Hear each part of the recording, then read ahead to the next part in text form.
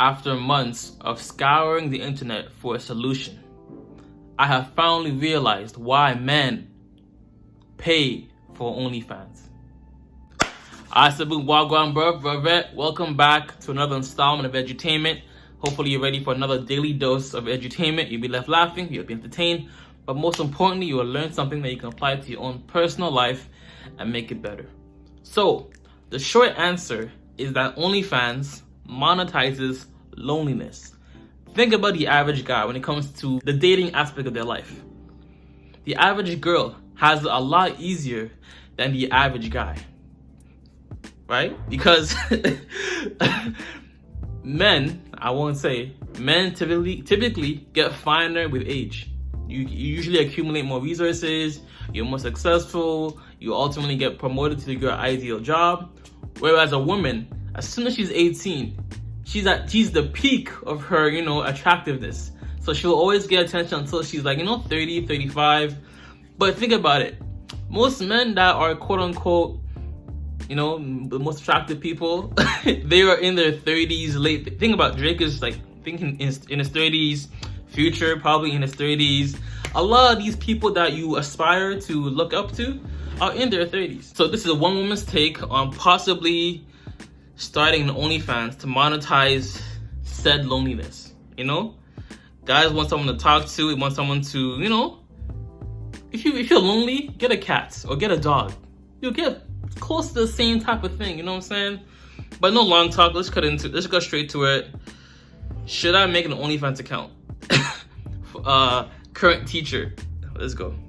Welcome back to the Graham Stephan Show. My name is Graham, and welcome to my show. And today we're going to be speaking with a teacher who's thinking about different ways, different side hustles to make and save more money, including potentially doing an OnlyFans account and what that might mean. So with that said, let's bring her on the show and see what this is all about. So welcome to the Graham Stephan Show. What's going on? Thank you. Well, thanks so much for talking to me. I hope to be inspired by this call. So okay. I am a...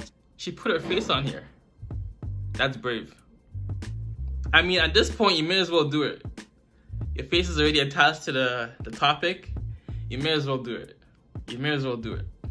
Community college professor, but I found that my full-time salary is not providing me financial security. So, so I know that I probably should be. I'm living paycheck to paycheck. I probably should be saving a little bit and investing, and then waiting for 10 to 15 years until I get my small house with a sunroom and a cat. But the problem is that I spent most of my 20s and early 30s being kind of a hippie, gallivanting across Europe and writing my dissertation on the beach. So I just wonder if it's worth it to have kind of a side hustle.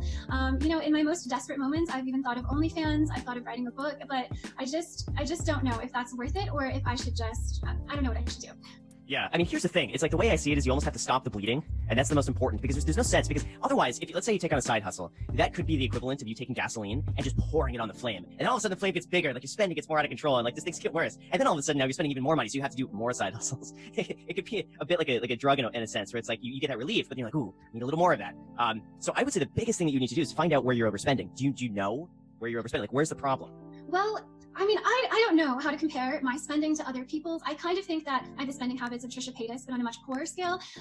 Last month, I spent about $822 on Whole Foods, just for my food and my hygiene. Almost $1,000 on food. My G, what is going on? What is going on? I mean, she doesn't even look like she's overweight, but what do you... Huh? What is going on?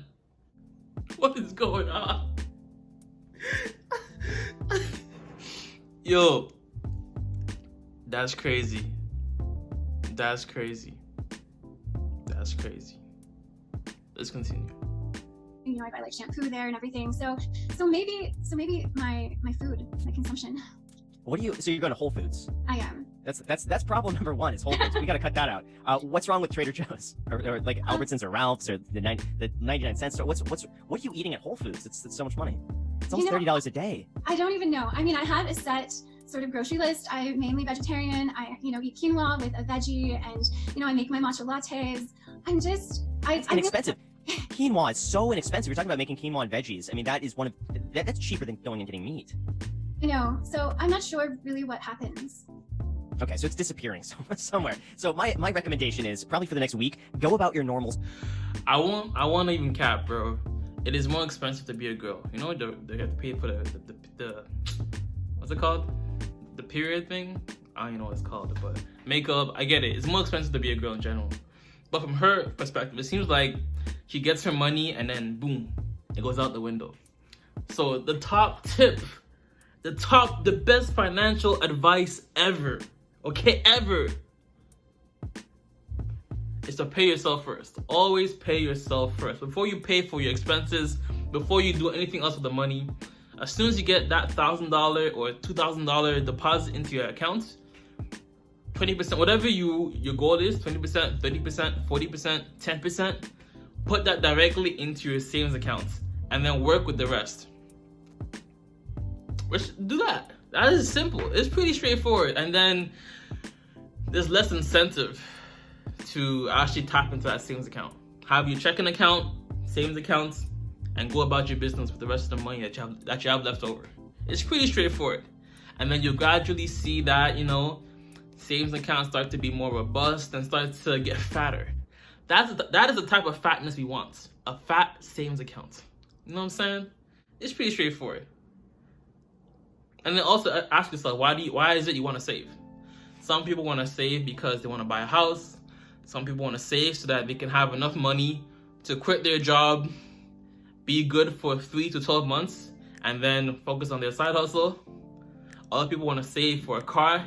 Why is it you want to save in the first place? Don't just save just because people are telling you to save. Obviously, you could, but like when you have a reason behind why you do things, it gives you more incentive to follow through.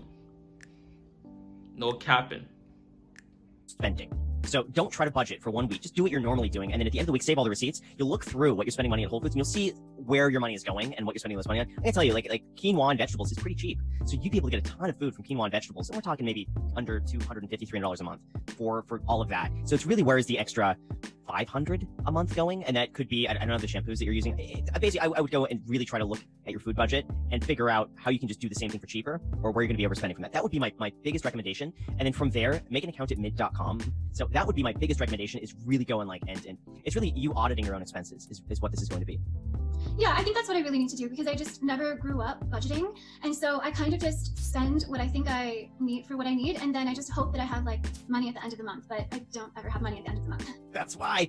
It's just all of this stuff, even if you didn't grow up using this, it's all really simple to learn. And all it takes is consistency. Like once you get it down, it becomes super easy to manage it and then even get better at it. So mid.com is the best way to even just start. You're going to start looking at your spending and you're going to start paying a very close eye on how much money is in your account. My other recommendation that I think would work really well for you is if you're, let's say, running at just $0 at the end of every month, you're not sure where it goes. Try this exercise. Try, as soon as you have money in the bank, transfer $100 of that into like a high interest savings account, or transfer $100 somewhere else that you cannot touch, that you don't have access to.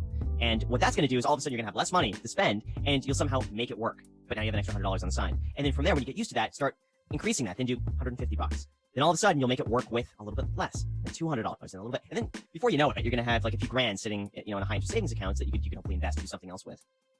Yeah, I think that is Facts. Just like that. It's pretty straightforward. Because the problem isn't necessarily an income problem for a lot of people.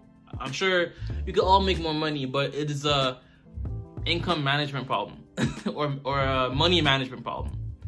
More people have a money management problem than they do have an income problem.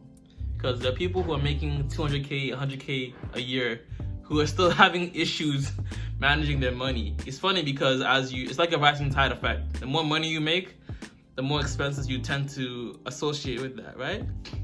Think about adopting a minimalist principle to your life. Like, what is the ROI of everything you buy? If you always ask yourself that, you won't buy as much stuff. A lot of the things that I buy, about this thing, because it's a business expense, it's actually making me more money, given the video, you know what I'm saying?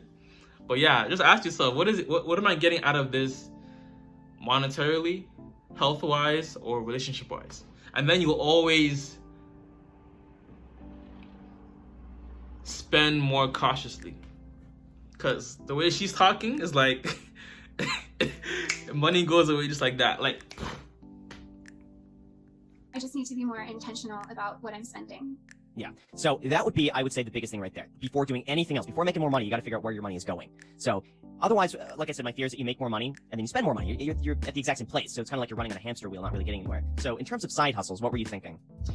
Well, the problem is that I think that I lack confidence and creativity. I've started to, you know, everyone's getting into social media, so I thought, well, maybe a YouTube channel. But I also want to do a side hustle that contributes to society and that is in alignment with my spirituality. So I know I kind of mentioned OnlyFans, but you know, I would still want to do it in an empowering way that didn't like, you know, contribute to the education of myself. I get it. I mean, something that's not degrading or anything like that. I understand that. I mean, I really don't know how much money is in OnlyFans. I mean, I'm guessing it's a lot of money.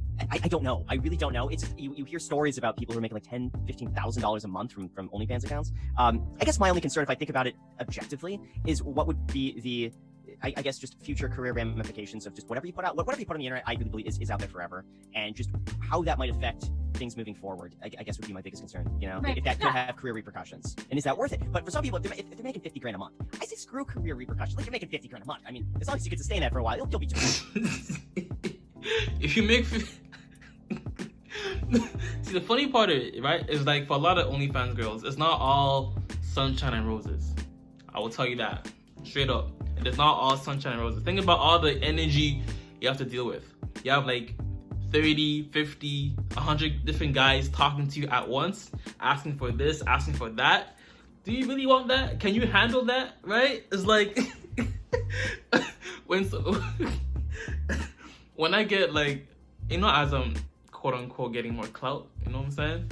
My DM request starts to get a lot higher, right? So I'm like talking to this person at the same time, and this person and that person is like, yo, I don't need all this like energy. Like, you know, like YouTube is like a bit more, you see me, but you're not really like in my space per se. But with Instagram, is like, this person messaged you and you're having a whole conversation. This is really, oh shit. Just know, if you are jealous, first of all, honestly, don't even stop complaining about Simps. Stop complaining about girls making money on OnlyFans. Just what is it you have to do for you to get to where you want to? And besides, you know, low key, I have a soft spot for Simps because I feel like every guy has simped in one way or another. And it's only after becoming more knowledgeable and becoming more aware of female nature and women in general that you are able to reduce your simping ways. So instead of ridiculing Simps, we should ask them, why is it, anybody that has an OnlyFans account or is subscribed to OnlyFans, ask them, why do they subscribe? It's not always necessarily because it's nudity or it's like they give sexual videos, but a lot of times it's a lot of men are lonely. A lot of men are lonely. A lot of men want a female's touch or some type of interaction with a woman, you know what I'm saying? So I understand it, but I don't respect it. I don't respect it, but I understand it. I don't respect it, subscribing and paying for things you can get for free, but I understand it. And I think just men in general need to stop bashing Simps and be more understanding of their situation. Because think about that, the average girl on social media, easy 10K followers. But think about men. Men don't really have 10K. Whenever you see a guy with a K in his profile, he's usually a celebrity or a rapper or an athlete or something. But the average girl, a girl Jenny down the block, Jenny down the street, has 10K followers easy just by posting a little bikini pic or a regular pic, whatever, right? So just focus on you and the things that you need to do to make more money, to be healthier, XYZ, you know what I'm saying? But yo, God bless, much love, peace and joy, namaste, and always remember, if it doesn't feed you, don't water it, and too much of any good thing is good for nothing. How y'all doing today? Hopefully you're doing more, saying less, and keeping that same energy. Flip the script. I'm out. Deuces. Whenever I roll out the doors, you know that we don't tight, that we spinning on that corner. And just like the last guy, we leaving for the corners. I'm still fighting with myself, I feel drained.